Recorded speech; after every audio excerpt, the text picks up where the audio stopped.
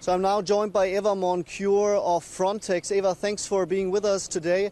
Now the expulsion of refugees has just started. Several boats have already left to Turkey. Is this really going to stop the influx of refugees to Central Europe?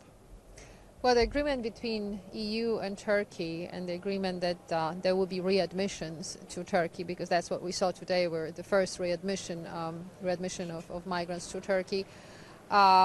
One of the main goals is to put people smugglers out of business, because people who are making tremendous money on the new wave of migration, I mean not new, the wave of migration we're experiencing since last year, are people smugglers. And this is going to help? Well, hopefully it will help. I mean, we have already seen a drop of arrivals in the recent couple of weeks. We'll see if that holds. Now the weather is good. It's too early to talk about trends, but there's a certain drop in arrivals, so that's a positive sign, and we'll see how the situation continues.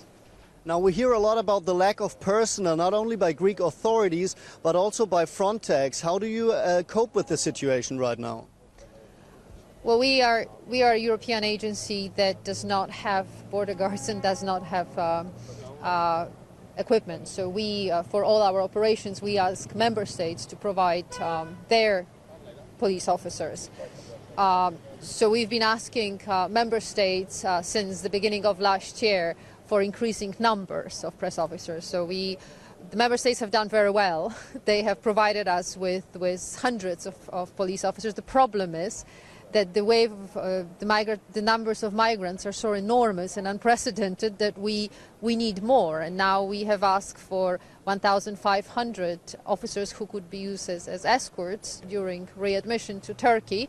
We have almost half.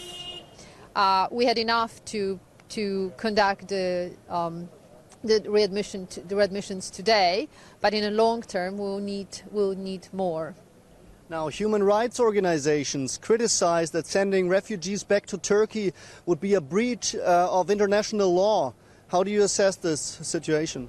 Well, I can tell you that Frontex does not issue return decisions, but it's all the migrants who were readmitted to Turkey today had return decisions. So there were decisions, individual decisions taken, deciding on their return.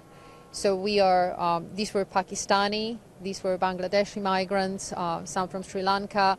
These were migrants who did not ask for asylum, so we cannot call them refugees. Thank you very much, Ewa Moncure.